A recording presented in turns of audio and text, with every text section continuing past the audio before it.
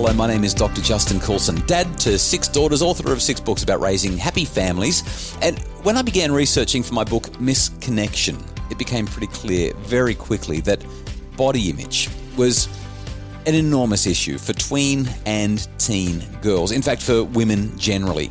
The anxiety that body image causes our daughters is a byproduct of the world we live in, where women are judged on their appearance in a way that men simply don't experience.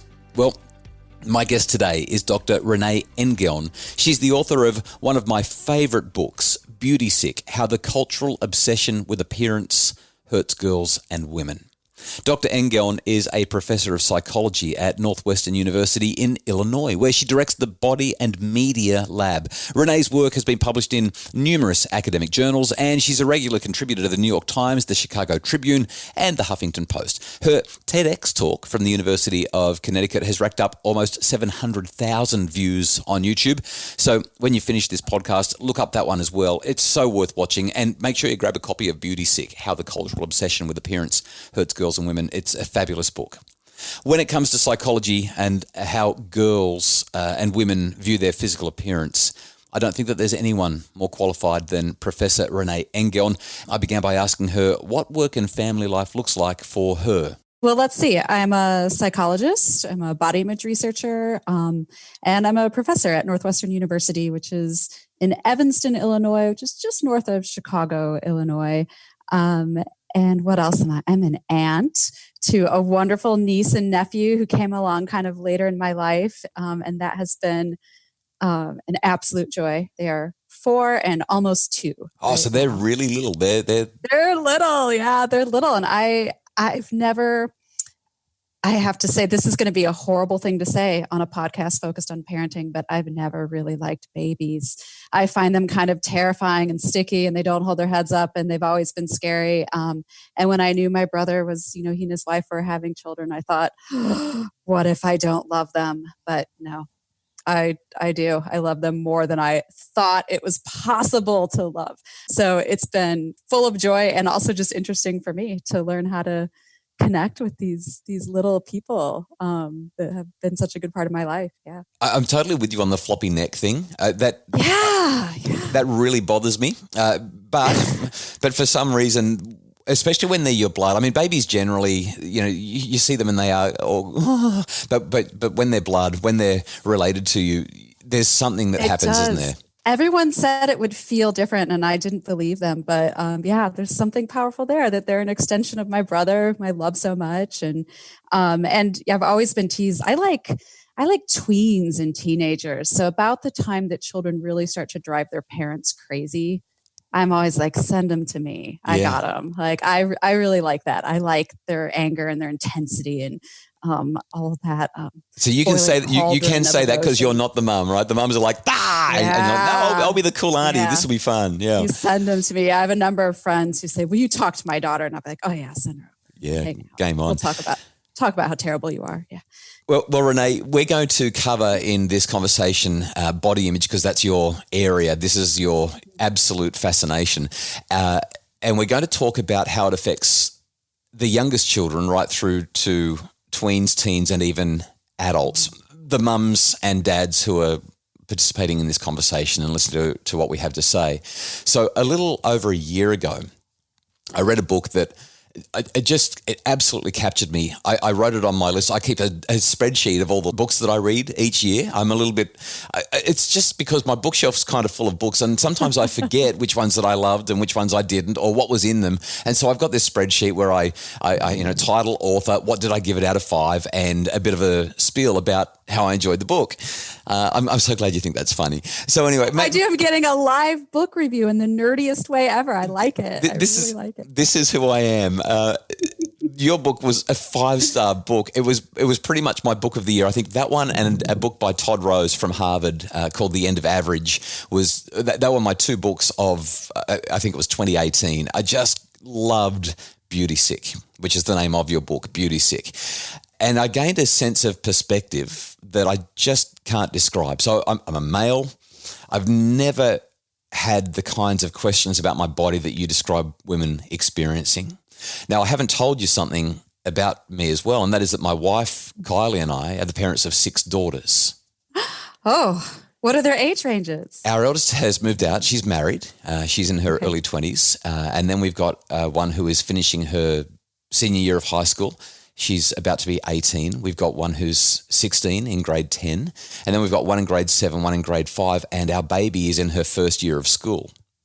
Wow. So all girls. So as I was reading your book, I saw things in a new light. I just didn't know that females felt the way you described when it comes to their bodies and the pressure that they feel around their bodies. Even with my wife, I never saw that. Now, what's really interesting about that is when I first went on a date with her, I think it was pretty much our first proper date, we walked into a chicken and chip shop. You don't really have them so much in the United States, I've found, where you buy the barbecue chicken and a whole lot of hot you call them fries, we call them chips. We've got these places everywhere. We call them things like charcoal chicken. And so you go in and you order your chicken, your chips and your salad, or your chicken fries and salad, and it's all really fresh and go out and sit on the beach and eat it or whatever it might be. So I've walked in and I've ordered a chicken and a couple of dollars worth of chips. And then I looked at Kylie and I said, what are you going to order? And she thought that was funny because she thought I was going to share my chicken and chips with her. And I was like, no, I'm eating the chicken and the chips. What are you going to order? And she said for the first time in her life, she was able to relax on a date because she could see that I didn't care what she ate because she was never going to be able to eat even close to what I ate. In fact, she said it was the first time she'd been on a date where she ate more than a little bit of salad. Mm-hmm. I'll just have a salad, right? So many women, they go home hungry. And then they eat in private afterward. Yeah. And your book kind of opened up this world of what it must be like to be female and to be worried about body all the time. Now, as it happened, as I was reading your book, I was writing a book about teen girls and it influenced the questions that I asked them and the way that I was able to write about their answers. And I found it just so helpful and so extraordinary. But in the introduction of your book, you state, and I quote, "So many young women today are strikingly bold in important areas of their lives, but still crumble in front of the mirror. They fight so hard to be treated with respect, but seem, at least at times, to be willing to trade it all in an instant if they could only remake their physical appearance." And then you give an answer to the question of why that is. And this is an image, for want of a better word, or maybe it's the perfect word, that really sticks throughout the entire book. You say, quote, "We may no longer play dress-ups and pose in front of the mirror the way young girls do, but I worry that's only because we've internalized that mirror. We never actually left it behind." I mean, that is so powerful. Can you talk about this idea that the mirror is on the inside? Yeah, this is a big paradox that I think a lot of people are not sure how to wrestle with because in many ways we've been sold a bill of goods, right? We've got these generations of young women who are like, I can do anything and I can be anything. And what we've seen is a co-optation of that sense of power to sell them on beauty products and diet plans and tutorials and this world that is completely obsessed with how they look. And we've sold it as empowering, right? Which is insane. And what happens is that we've gone from having a culture that's always looking at women, that's always commenting on how they look. We've gone from that coming from the outside to a point where we've internalized it and we do that to ourselves. So I try to stay away from academic jargon, but there's a term that I always need to use, even though it's jargon, which is self-objectification, right? So the idea is if the world treats you like an object long enough and with enough intensity, that eventually you see yourself that way. Right? You don't need to be looking in the mirror because it's in your head. And so you're always monitoring how you look. You're always aware. It's distracting. It's distressing, right? It crops up in inopportune times. It keeps you from living the life that's more consistent with your values. So that's what I mean when I say beauty sick, is that you've got that mirror stuck in your head and it's causing you trouble. And it's not your fault. That's always the thing I want to say. This is not something wrong with individual girls and women. It's something wrong with our culture. Well, let's start with the culture. In fact, no, we might come to the cultural stuff in just a few seconds. I want to talk about this beauty sickness first of all. Let's talk about young children, young girls, because when I was reading in Beauty Sick, you set the stage by starting with the youngest of our children, let's say around age 5, and you cite some research that talks about how 5-year-olds feel about their bodies, 5-year-old girls. There's a pretty large survey found that about 35% of 5-year-old girls are already saying that they at least sometimes engage in dietary restraint. Now, I want to be clear that 5-year-olds don't understand what dieting actually is, right? So when a 5-year-old tells you that she's dieting, what she's telling you is that she's already learned that this is what women do, right? That this is part of being a grown-up. This is something you think about. All of these young girls are already telling us, close to a third, saying that they're comparing their bodies to women and girls they see in cartoons and movies and television programs, right? So they're at this really young age where they're just learning to use their bodies. I'm not a developmental psychologist by training. I focus mostly on teenagers and adults. I'm not super expert about young children. And so when I started writing this book, I actually just did some basic research on the developmental stages for children. And one of the things that really threw me, and I write about this in the book, is I asked, what are 5-year-olds supposed to be doing? Like what marks like where a 5-year-old is. And one of the things that was listed was learning how to properly use utensils, a spoon and fork. And I thought, these are kids that don't even necessarily know how to use a fork particularly well, and they're already worried about dieting. Yeah, they can't tie up their shoelace. They haven't even gotten great at getting the food into their mouth yet, and they're already trying to keep it out. Yeah. It's heartbreaking, right? It suggests that what's happening is that a lot of families are transmitting values to their young daughters that they don't mean to transmit, right? I think that's a lot of what's happening. Yeah, and I appreciate what you've said there at the end, that parents are well-intentioned and they don't even know very often that these values are being passed on to the next generation from that tiny, tiny age. I wonder how much of it is children actually being unhappy with their bodies versus just doing what they're seeing happen in the environment. Mum's always talking about the diet, or dad's always talking about the diet, and so therefore I'm supposed to be on a diet. I don't even know what a diet is, but I remember when my little ones, and in fact, I've got some video footage of my sisters. I've got twin sisters who are a few years younger than me, and I've got some really great footage of them at about the age of 4 or 5, and they're running around the swimming pool. And the way I describe it is they're running around. They're not wearing any tops because they're only 4 or 5. You know, they're little. They've got their little bikini bottoms on, or their little swimwear bottoms on, and they've got what I would only describe as sticky outy tummies.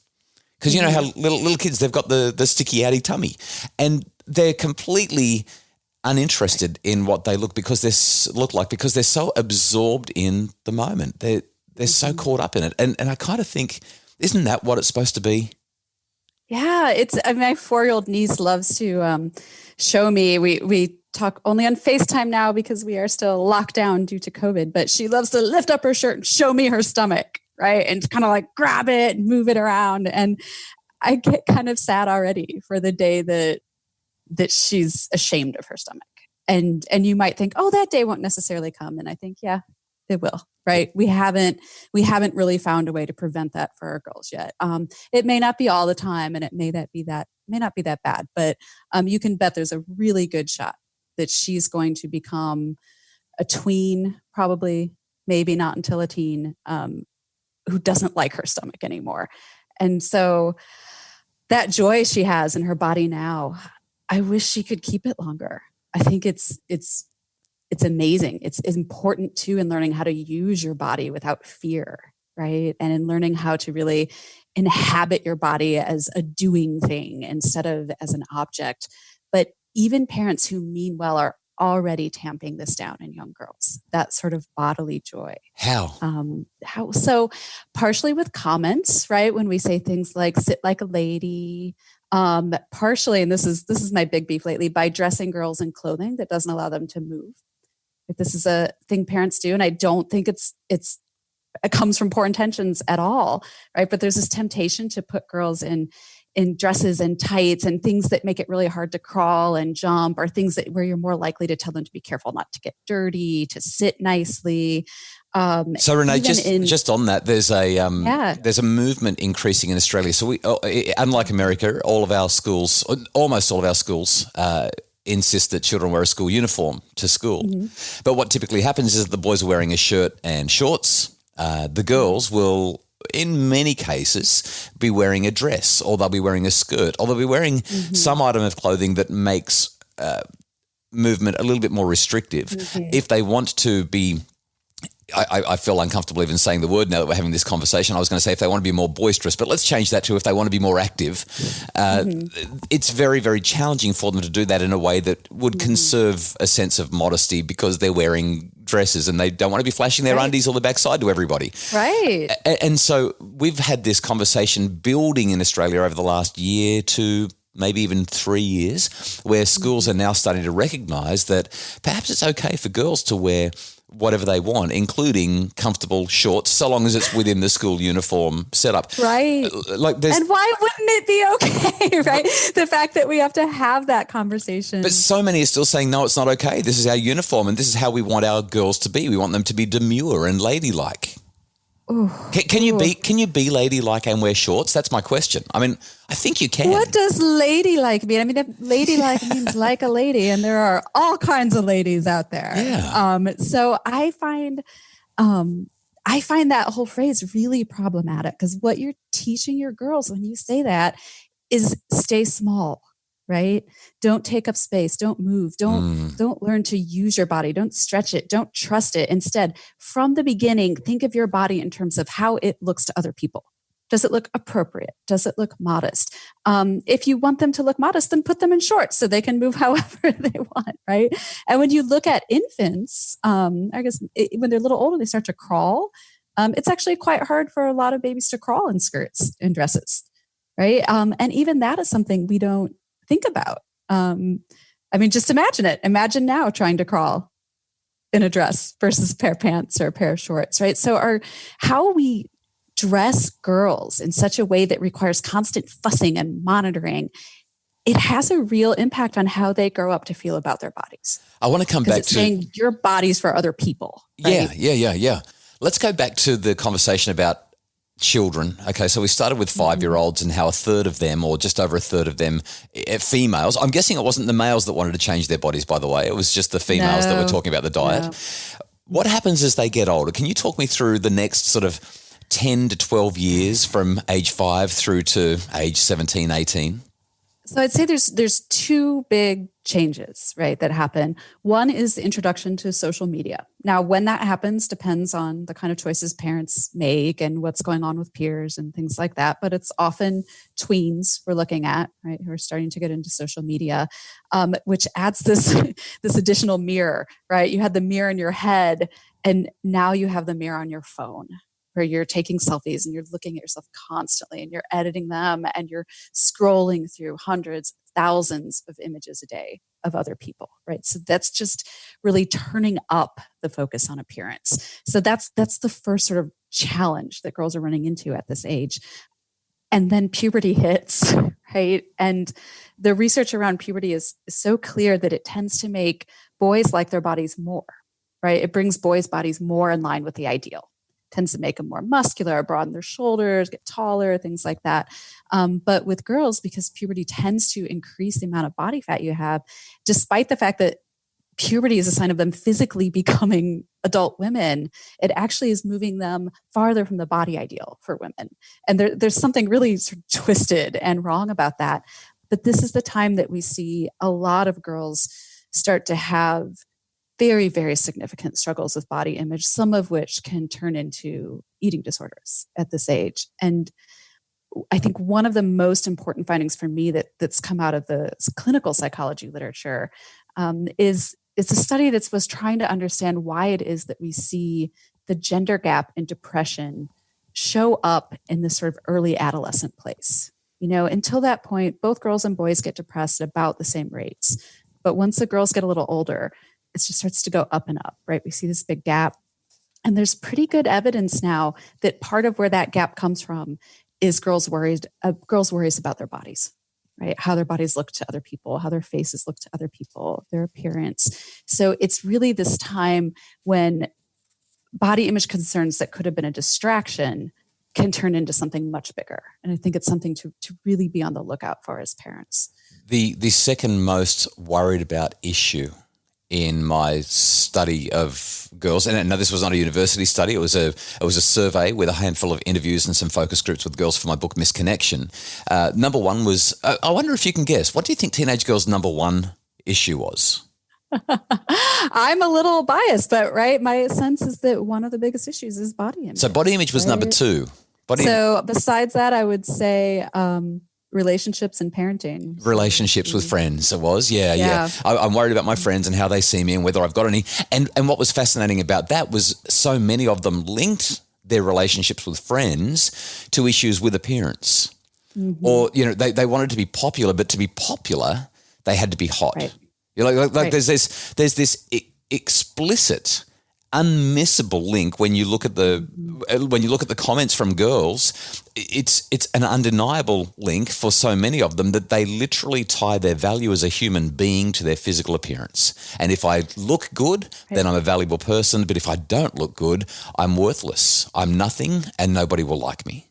It would be incredibly hard for them not to tie their value to their appearance, because that's what every cultural message they get tells them to do, right? That's what they've been sold since they were young, right? That their prettiness, and then as they get older, their sex appeal, right?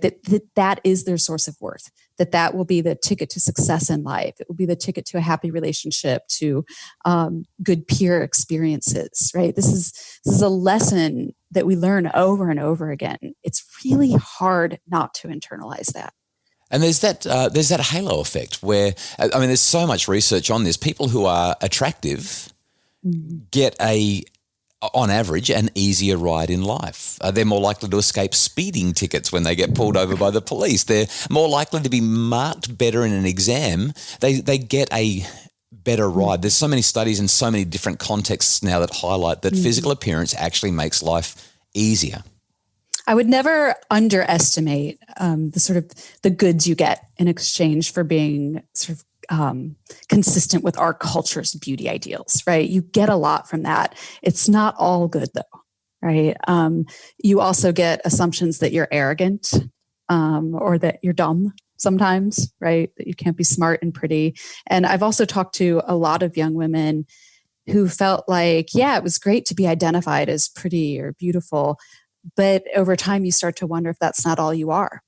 And then I talk to women who are heading into their 30s and 40s who are terrified because they are well aware of the power they got from being beautiful. And they're also aware that it has an expiration date on it. And they head into middle age thinking, what's left, right? Once this goes, what's left? I remember you shared a quote. You shared a quote from your grandpa.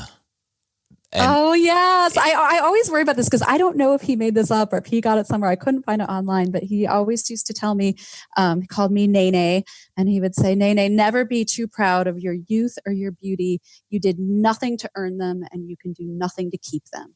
I just love that. I know it sounds sort of brutal, but I never experienced it that way, right? As a child growing up, like that was his way of telling us that, hey, this game was rigged. Right? You might have gotten some privileges. You might have them now. You're not going to have them forever, and you didn't deserve them. You didn't earn them, right? Be proud of the things that you work for, and build foundations for your life that you can keep, right? Yeah. That's, I think, the most important lesson there. It's a little bit of tough love advice, but it's good. It's really good. What's driving this, though? So can we point the finger at any one main culprit? So I don't think so. I'm not interested in sort of bashing any one target here. What I see is this collection of forces, that's created this toxic stew that girls and women are swimming around in. And part of those forces we help along, right? When we buy into the diet industry and the beauty industry, right? When we follow people on Instagram who do nothing but show us how beautiful they are, right? When we encourage this kind of thing sometimes. You know what? You've just reminded me. I saw a picture of a dinner plate set for sale in a store. I saw I couldn't believe what I was reading. On the plate, there are 3 circles. Okay, so there's like an inner circle drawn on the plate. Then there's a circle halfway along the plate, and then there's a circle towards the outer rim of the plate. And there was a name for each circle. The inner circle, which was, it was representative of the smallest portion size you might put on that plate. The inner circle said skinny jeans. The middle one said favorite jeans. And then the largest circle, which, was out near the rim, taking up the whole plate, said mum jeans. The way we treat mothers, right? I watched, since we've been sort of in lockdown here, I've been watching maybe a little more Netflix than I should. And I stumbled across this show it's called The Baker and the Beauty. It was just this little like family sitcom. And there's a young woman in it who has this line because she's pressuring her boyfriend to get married. And she said, I'm a woman. This is what we do. We diet, we get married, we have children, and then we diet again. And I was just, there was just a silly little show, right? But there was something about that line. I was like, yeah, for a lot of women, that's their life, right? You become a mom and then you diet because you're allowed to be a mom, but you're not allowed to look like a mom, right? This pressure to have the body of a 20-year-old for the rest of your life, it's insane, right? It's a pressure that has gotten absolutely worse over the years. There's not great data on it, but I've talked to a lot of practitioners who treat women with eating disorders, and they said they're seeing something kind of unusual, which is like the onset of anorexia showing up in the 30s and 40s. Just not something you typically see. Anorexia can last a very long time, but it tends to start much earlier than that. And some of that is tied to the sense that women are feeling this pressure to do everything they can, right? To not look like someone who would wear mom jeans, right? To have the skinny jeans forever, to get Botox, to get fillers, to color your hair, to go to 10 workout classes a week, to constantly watch what you eat. It's brutal. It's brutal. There's got to be more to life than diet, do some things, and then diet again, right? There just has to be. Yeah, I'm still curious. I know that I kind of interrupted you when I asked that initial question of what's creating it. What is the culprit? And I know you say there's no one thing. There's this toxic stew, but I wonder if we could actually name them. So we've got dinner plates that reinforce this, and we've obviously got the media and the social media, but are there more insidious things as well? Are there things that we don't even know that are? Well, there's the beauty industry and the diet industry, which are billions of dollars a year. They're incredibly powerful, and they only make money if you feel unattractive, right? These are products like that you'll only keep buying if they don't work, right? The power of these industries to capitalize on women's vulnerability is really breathtaking. I can't tell you how many smart, educated, with it women will still say things like, I swear for just a moment, I thought that mascara was going to change my life. Right? Like you just really get sold this bill of goods that this next thing is going to make it all okay. Right. And that the only way you're ever going to feel like enough is if you can look like a fitness model or look like that influencer on Instagram. It's hard to see several generations of women now never feeling like they're going to be enough, right? That's a really hard thing for me to look at. And it's really hard for me when I find out that even some grown women who are my heroes still feel that way, right? That's a really hard thing to hear. I have people ask all the time, like, where did you find all these women with body image issues to talk to for your book? And I was like, I don't understand the question, right? I just found women. I didn't look for women with body issues. Just found women and I talked to them about their bodies. It's all you need to do.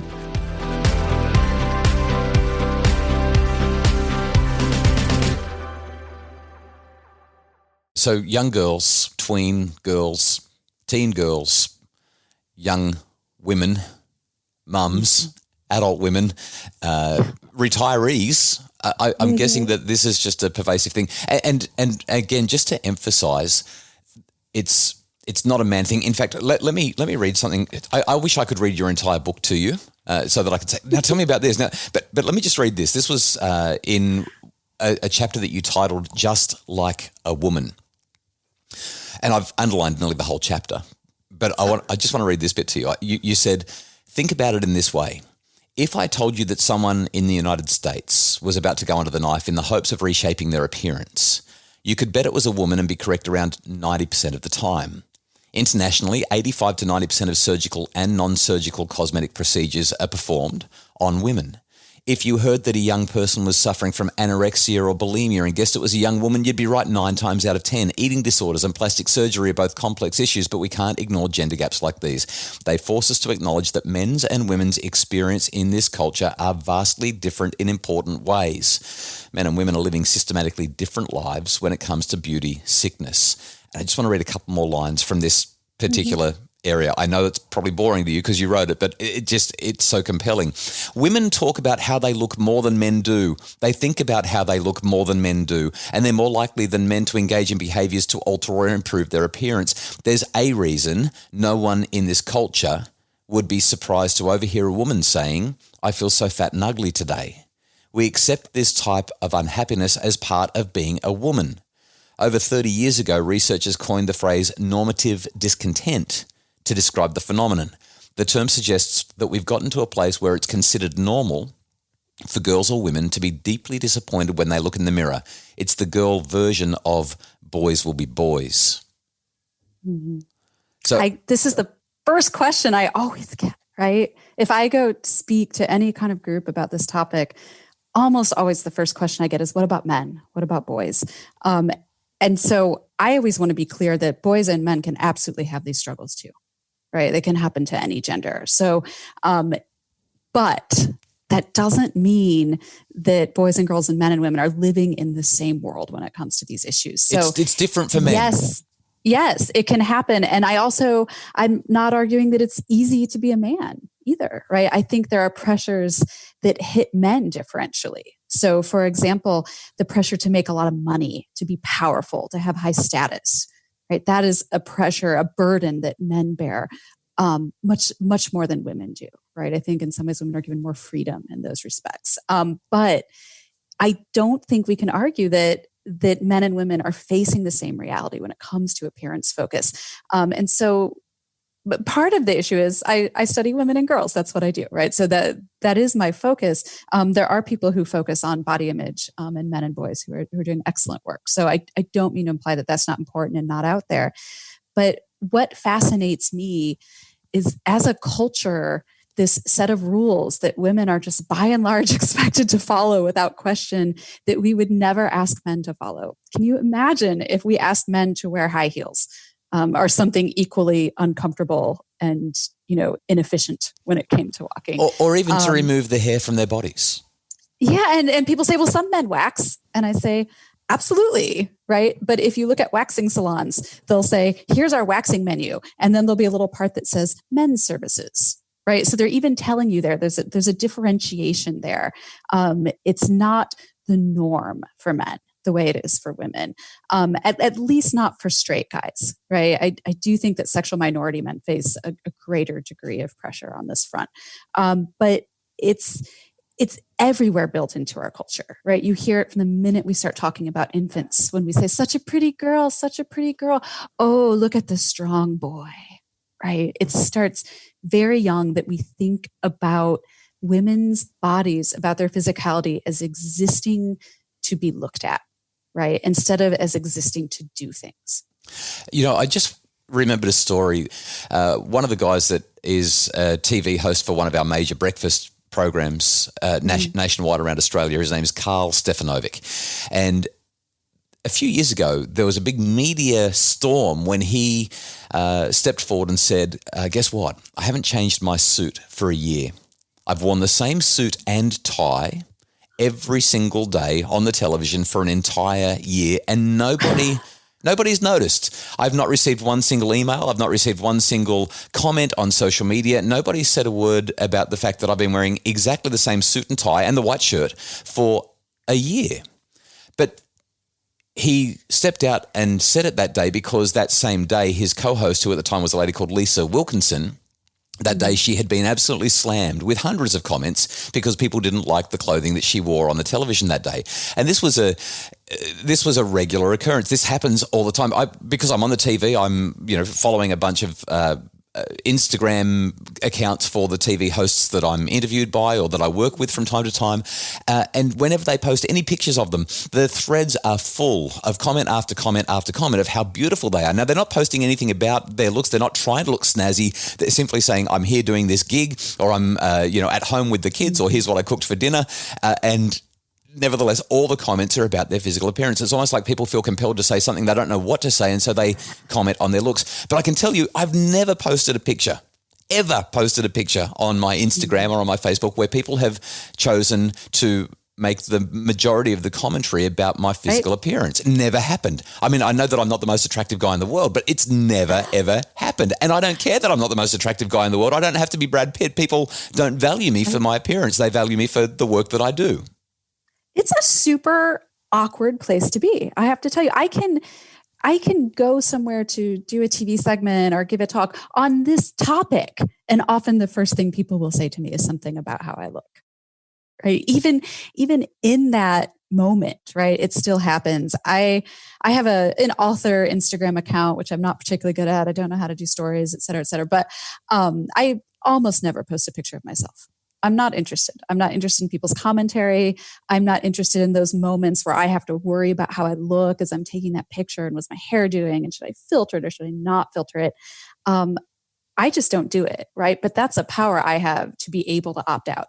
There are many people in jobs that can't opt out, right? Like a woman working in news. It's an image-focused profession.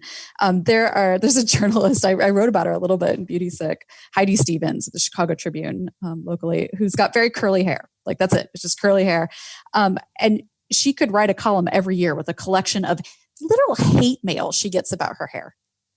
Right? Like, how can you leave your hair like that? Your hair is a rat's nest. How could you do that? That's so unprofessional. And she's not even on TV. This is all just based on that little thumbnail picture that you see next to a columnist. Wow. So just imagine how that gets turned up, right? And when you're a woman in the public eye, and I have to wonder all the time, how many women would seek out jobs, careers, volunteer opportunities in the public eye, but choose not to because they don't want that kind of scrutiny about their appearance. Right? I think that's happening more than we talk about. And your research shows that the cost to women in terms of opportunity, which is what you've just described, is huge. But it's not just that cost, it's the cost in terms of the time. You know, when I've got to go and do a TV spot, I walk in, they throw a little bit of makeup-y sort of stuff on my face. It takes about a minute and a half. Yeah, they go dop, dop, dop. I don't know what it is, but they put some stuff on my face, which I remove as soon as I'm off the TV. I get those facial wipes and get rid of it. But I'm in and out within about a minute and a half. They have a look at my hair and say, "Oh, that's fine." They don't even sit me in the chair.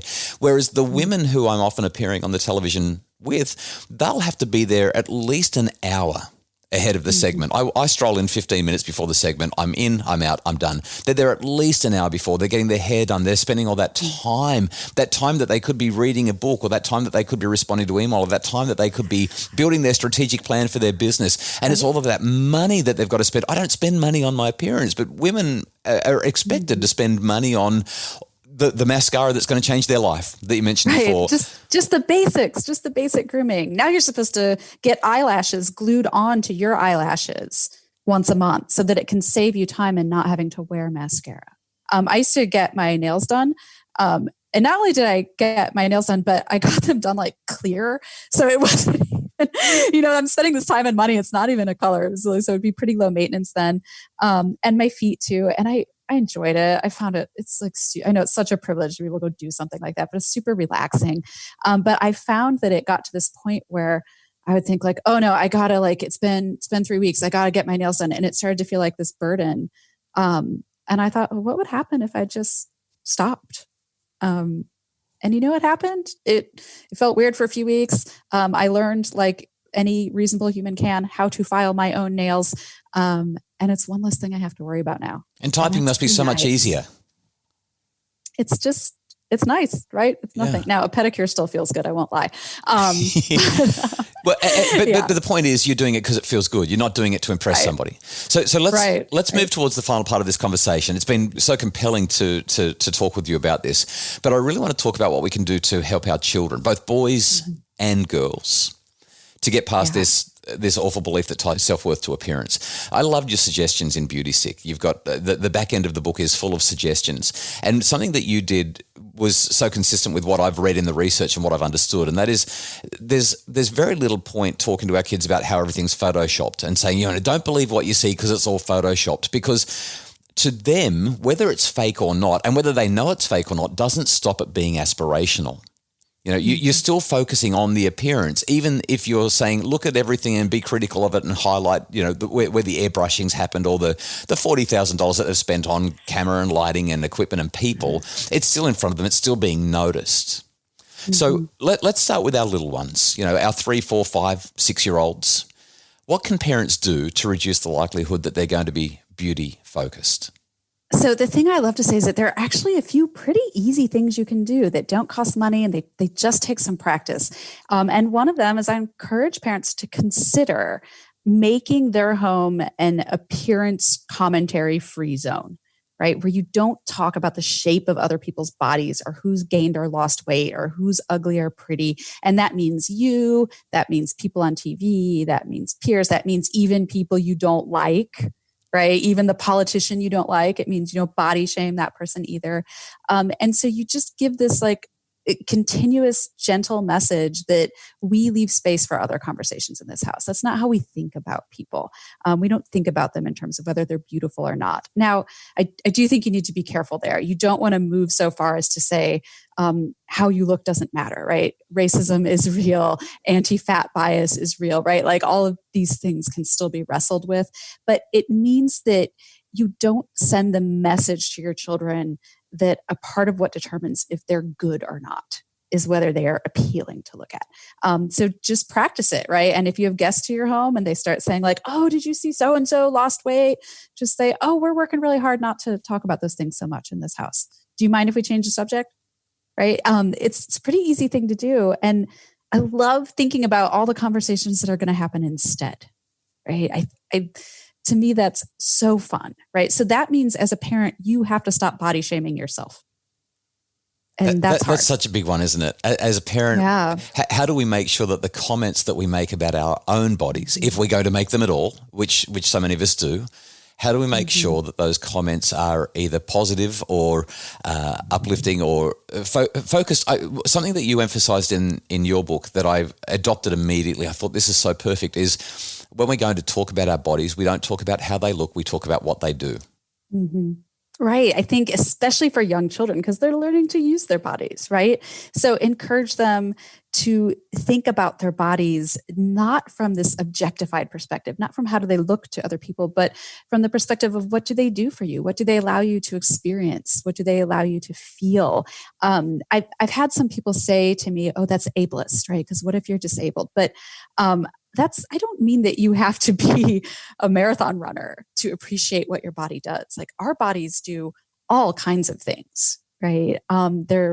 They allow for creativity and communication. They allow us to connect with other people. If you have children who are into athletics of any kind, right? They allow that sort of thing. Bodies are super cool. Right. So teach your children about how cool they are, like all the amazing things they can do and how they can care for their bodies so that they can keep doing cool things, but not so that they can look good to other people. Right. The best advice is to just keep those conversations off the table. I just don't have them. If you were to extend that developmental trajectory from our younger children into the older children, everything that you've just said would obviously apply. Is there anything additional that you would add to what parents can be doing to reduce the focus on appearance with their tweens and teens? It's going to get really hard in those tween years. Right. And I think you have to be very careful as a parent not to, here's a psychological term you've probably come across a lot in your work on parenting is reactance, right? Like the minute you tell a child, don't do that thing, they're going to want it more. And so I think you have to step away from that temptation to say like, you're being vain, you're being superficial. Don't follow that Instagram account. Don't post selfies. Don't do that, right? You can't really do that. You have to give children some space to experiment. But I think one of the best gifts you can give your child as they move into those years, no matter what their gender is room to explore all the different parts of themselves, right? So ask them questions about what matters to them, what's inspiring to them, what they're worried about lately, what they're thinking about. I don't think we ask our children enough questions as they get to that age. A lot of children that age are quite willing to talk if you ask the right question and if you show that you're willing to listen, right? And not butt in and tell them they're wrong and try to redirect them. And I think giving tween girls the space to be something other than beauty queens or other than people who are constantly worried about the fact that they're not beauty queens is one of the best things you can do. So help them develop their interests, help them develop their passions. And then when they move into the teen years, here's maybe going to sound like insane advice, but I told you I love teenagers, and I do. If your daughters in particular are struggling with these issues, it's time to get them angry, right?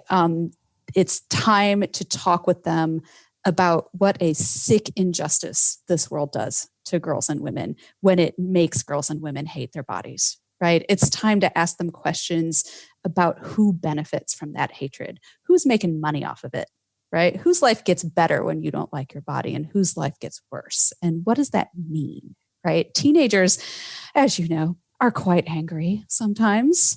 So to me, that's an opportunity, right? Harness that anger, right? Let them see the ways that they don't like what the world is doing and set them on the path to making a better world, right? Teenagers are ready to make a difference. I think we see this all around us right now. We see teenagers doing amazing work, quite frankly, that we should have done, right? And now they're taking it upon themselves. And so I think you can really give space for your teenagers to turn some of that sadness and that despondency into appropriately targeted anger, right? Give them a passion, give them a cause, let them, make their mark on the world. I think they're way more ready to do that than we give them credit for. Great answers. Something that stands out to me from the earlier part of what you were saying is just, if I was to restate it, I guess, and reemphasize a little bit of it, what I'm actually hearing you say is make their world and their lives so full that they don't have the time or the space to be worried about how they look. And that doesn't mean overcram their curriculum and their schedule. No. but it means give them the capacity to be developing other things, other talents, other strengths, other capacities, so that they're not sitting there staring at their image in Instagram and trying to make it look that little bit better. Many years ago, so sorry I interrupted you there, but many years ago, I tried to do a study of young women who weren't hurting in this way, like who felt pretty good about their bodies and weren't engaging in eating disordered behaviors. And we found this very tiny group of them. And we just did this basic interview about like, what did your parents do growing up and how did this happen? And what they told us is that it was nothing magic, right? Like, yeah, they were probably a little more likely to have these sort of like feminist leaning parents who were like trying to do some of this deliberately. But mostly what they said is it's just not something we focused on in my family. We focused on other things. Yeah. Right? And I think that's the key. A friend of mine, Rebecca Sparrow, she has a great following here in Australia. And one of the things that she emphasizes is with your tween and teen girls, go through their Instagram accounts with them. Go through the people that they're following and get rid of all of the people who are focused on fashion and appearance, and instead fill up your feed with artists and poets and influencers and people who can offer something other than a view of appearance. And it's such a simple thing to do, and I wonder how often we've done it. Okay, the big question. Yeah. We've talked about little ones. We've talked about our tweens and teens. But what about the mum who's listening right now, or her husband or partner, who is saying, this has been my life? How does she get past this, and how does she make sure that she doesn't pass it on to her kids? And how does a husband or partner support her as she tries to get past it? So I've talked to so many women who they kind of come to this topic a little late, and they realize I've struggled with this my whole life and I didn't mean to, but I passed these struggles on to my daughter, and it's too late and I blew it.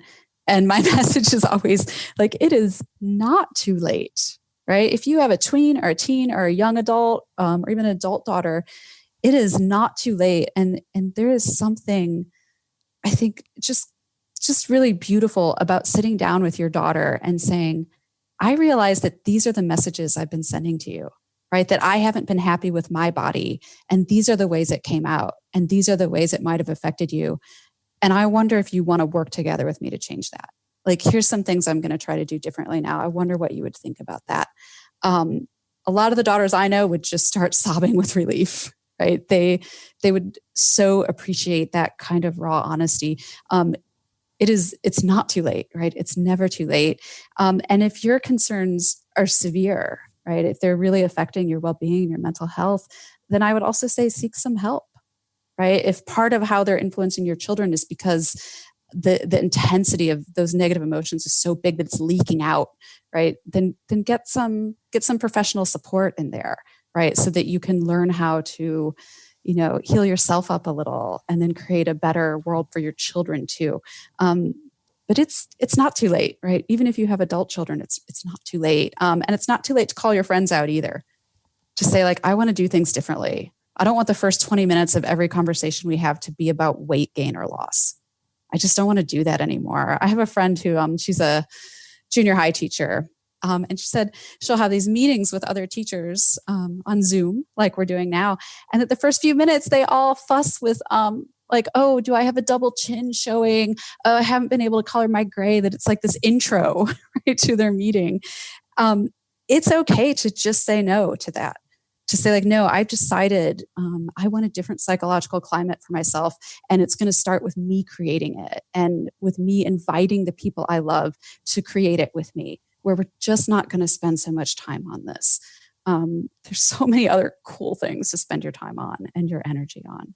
Renee, this has just been such a brilliant conversation. I've been. I fear I've gone into lecture mode, which is my number one mode. I've been as absorbed in this conversation as I was with your book. The book is called Beauty Sick: How the Cultural Obsession with Appearance Hurts Girls and Women. It is literally one of the best books I've read in years. It's definitely in my top 5 over the last handful of years, and I just loved it. I can't recommend it enough. Before we wrap up, can I ask you a couple of quick questions about that niece and nephew of yours? Mm-hmm. Okay, because I always love to ask a handful of questions at the end of every podcast. Everyone gets the same ones, rapid fire questions, just about what it's like to have little ones in our midst. So if we asked your niece and nephew their favorite thing to do with the coolest auntie ever, what would they say?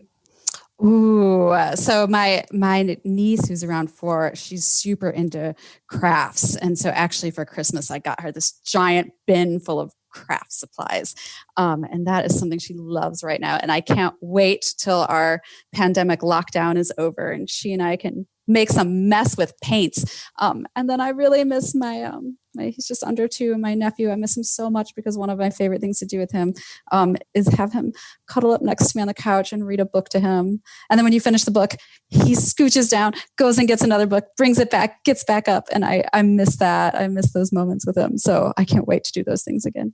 Beautiful. Thank you. What's been your trickiest, and I don't know if you would have had too many with the kids being so young, but what's been your trickiest auntie moment? Oh, I will say that I made a pledge never to talk to my niece about her appearance, that I'm just not going to do it. Figure I'll leave that to other people in her life and I'll be a different place for her. But she is into Disney princess culture. And it is very hard for me to sort of maintain an openness around that when I really don't like it. Right? I really don't like those elements of the culture. And when she's very excited and wants to talk to me about her new princess thing and her pink tiara and all of those things, I really struggle with that. Okay, last question for you. If you could spend an hour with this little niece and nephew at any age at all, let's say that isolation finishes and tomorrow afternoon at 3:00 they're coming over to spend some time with you and they're walking into your living room at whatever age you can choose, what age would you pick and why? Oh, I can't wait until they're, like 12, 13. I know this sounds bizarre, but I love kids once they get some angst, right? Once they're a little angry and have that intensity. And to me, that's such a cool window into the adults they're going to become and into what they're going to care about and what their passions are. I can't wait until they get a little adolescent moody. That's the age I'm interested in. Yeah. And that's when parents say, Auntie, you are the best. Please take them for a week, 2 weeks, a year. Yes. My brother jokes that I will be able to adopt them at that time. Absolutely perfect. Well, Renee, if people want to know more about you and your book, Beauty Sick, where can they go to get more information about this incredibly important and really, really smart work that you've been doing. Thank you so much for the kind words. People can go to beautysick.com, or if you're interested more in the academic research side of things, my lab has a website as well, which is bodyandmedia.com. And if you're into Instagram, it's beauty_sick. Fantastic. Thank you so much for sharing this time with me and with our audience. You've been wonderfully generous and shared so much. It's been my pleasure. Thank you. I hope you've gotten some insight into Dr. Renee Engeln as a result of this podcast. I love the quote from Renee's grandfather that she mentioned earlier in the podcast. Here it is again.